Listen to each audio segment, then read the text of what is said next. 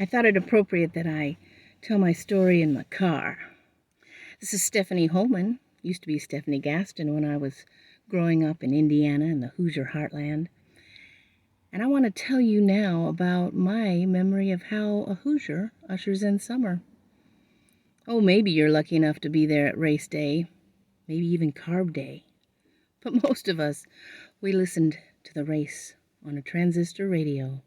The sounds of 33 engines roaring around a track, wafting over any setting that you happen to be that Sunday.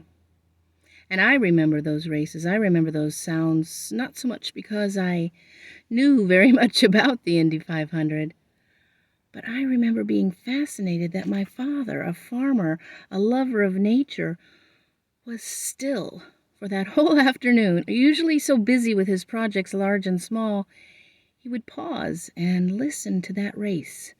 He was so intent in his listening posture, leaning forward, his hand on his chin, and I could tell he was listening to the commentators and he knew things about the race that surprised me. I was just fascinated that he was interested in this car race. And I learned, you couldn't be a kid in Indiana and not know Al Unser and Mario Andretti, and when you became a teenager and you drove a little too fast in your car, you became A.J. Foyt. Got accused of that a couple of times. But I also heard names like Janet Guthrie and Lynn St. James and Sarah Fisher. And these names encouraged and fascinated me, even though I didn't know the details. But my father did. And he listened every year. The roaring of those engines changed from deep guttural to whine over the years. But the cheering crowds and the names, they all were there.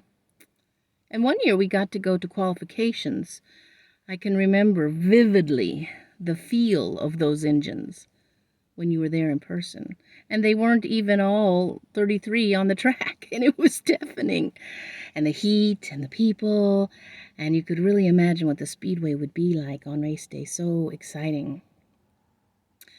But it was on that trip home during those teenage years where we were lucky to get to go to qualifications, but it made me appreciate listening to the race from the radio. No matter where we were over the years, in Bloomington, our Blue Ridge home where I was born, to our Russell Road home that my father built, to the first farm, the second where he was an organic dairy farmer. Wherever we were, the setting ushered in the summer with that sound of the radio race. And so I know that this year, the 106th running of the Indianapolis 500, I know where my father's going to be. He's going to be in his backyard if the weather's nice. He'll have that transistor radio nearby, and he'll be intently leaning forward, listening to all the modern technicalities and taking it in, and so interested in a fascinating way.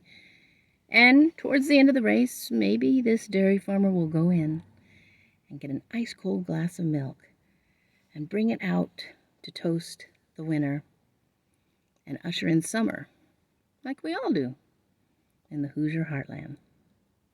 Happy race day.